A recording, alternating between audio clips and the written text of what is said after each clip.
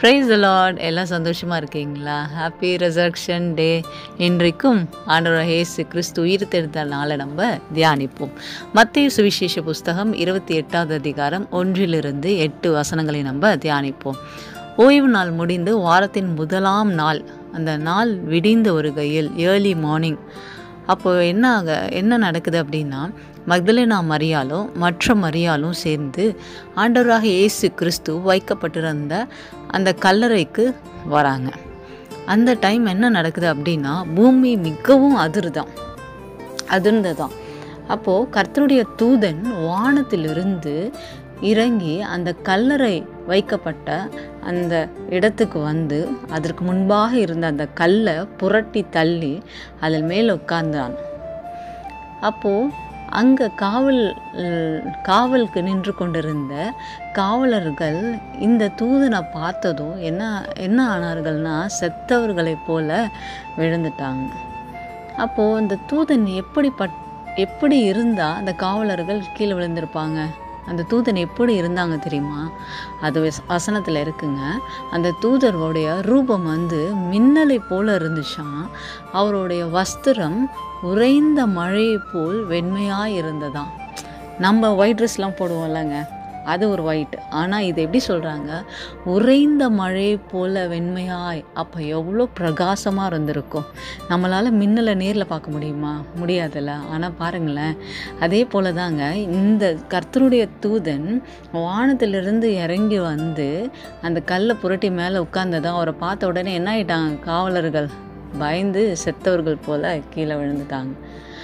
இங்கே மக்தலேனா மரியாலும் அடுத்து அந்த மற்ற மரியாலும் 2 பேரும் வந்து தூதர் வந்து பார்க்குறாரு. கர்த்தருடைய தூதன் பார்த்து அவங்கக்கிட்ட என்ன சொல்கிறாரு அப்படின்னா, 5வது வசனத்தில் சொல்லப்பட்டிருக்கு, தூதன் அந்த ஸ்திரீகளை நோக்கி, நீங்கள் பயப்படாதிருங்கள், சிலுவையில் அறையப்பட்ட இயேசுவை தேடுகிறீர்கள் என்று அறிவேன்.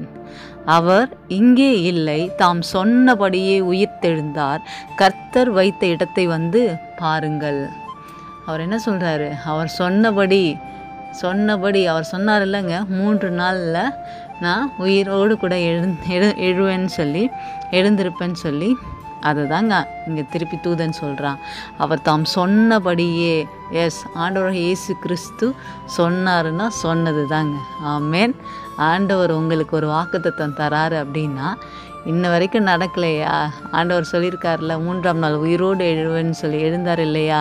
அதை நீங்கள் விசுவாசிக்கிறீங்களா? உங்கள் வாழ்க்கையிலும் ஆண்டவர் சொன்ன காரியங்கள், தீர்க்க தரிசனங்கள் நிச்சயமாய் நடக்கும். விசுவாசிங்க, காத்திருங்க. உங்கள் காத்திருப்பு ஒரு நாள் வீணாகாதுங்க. அடுத்து அந்த தூதன் என்ன சொல்கிறாராம்? சீக்கிரமாய் போய் அவர் மரித்தோரிலிருந்து எழுந்தார் என்று அவருடைய சீஷர்களுக்கு சொல்லுங்கள். அவர் உங்களுக்கு முன்னே கலிலியோக்கு போகிறார், அங்கே அவரை காண்பீர்கள். இதோ உங்களுக்கு சொன்னேன் என்றார். பிரியமானவர்களே, சீக்கிரமாய் போய் அவர் மரித்தோரிலிருந்து எழுந்தார் என்று சீஷர்களுக்கு சொல்லுங்கள்னு சொல்கிறார். ஆம் பிரியமானவர்களே, ஆண்டவராக இயேசு கிறிஸ்து தாம் சொன்னபடியே 3ஆம் நாள் உயிரோடு கூட எழுந்தார். இன்றைக்கும் ஒரு வேளை நீங்கள் நினைக்கலாம், ஆண்டவரே, என் வாழ்க்கையில் எல்லாமே ஆரம்பிக்கிறதுக்கு முன்பாகவே என் வாழ்க்கை முடிஞ்சிருச்சு, மரித்தவன் போல தான், செத்தவனை போல தான் ஒவ்வொரு நாளும் நான் வாழ்ந்து கொண்டு இருக்கிறேன் அப்படின்னு சொல்லி நீங்கள் கலங்கி தவிக்கிறீங்களா? இன்றைக்கும் ஆண்டவராக இயேசு கிறிஸ்து உங்கள் மீட்பர் உயிரோடு கூட இருக்கிறாருங்க. உங்கள் வாழ்க்கை எப்படிப்பட்டதாக இருந்தாலும், மரித்து போய் இருந்தாலும் அதை உயிர்ப்பிக்கிற ஆண்டவர் உங்களோடு கூட இருக்கிறாருங்க. அதனால் ஒரு நாளும் கவலைப்படாதீங்க. இன்றைக்கு நீங்கள் விசுவாசிங்க. ஆண்டவர் உயிர்த்தெழுந்த நாளை நீங்கள் உண்மையாய் ஆண்டவர் உயிரோடு கூட எழுந்தார் என்பதை நீங்கள் விசுவாசித்தீங்கன்னா, நான் நிச்சயமாகவே சொல்கிறேன், ஆண்டவர் உங்கள் வாழ்க்கை எப்படி இருந்தாலும் அதை மீண்டுமாய் கட்டி எழுப்ப அவரால் கூடுங்க. ஒருவேளை நீங்கள் நினைக்கலாம், என் வாழ்க்கையை யாராலும் மாற்ற முடியாது, என் வாழ்க்கை அவ்வளோதான் அப்படின்னு நீங்கள் நினைக்கிறீங்களா? இல்லை பிரதர், இல்லை சிஸ்டர், இன்றைக்கும் நீங்கள் விசுவாசிச்சிங்க, ஆண்டவர் ஆகிய இயேசு கிறிஸ்து 3ஆம் நாள் உயிரோடு எழுந்தார் அப்படின்னு நீங்கள் விசுவாசிக்கிறீங்க அப்படின்னா, நான் நிச்சயமாகவே சொல்கிறேன், ஆண்டவர் உங்கள் வாழ்க்கையை மாற்ற அவரால் கூடும், அவரால் மட்டுமே கூடும்.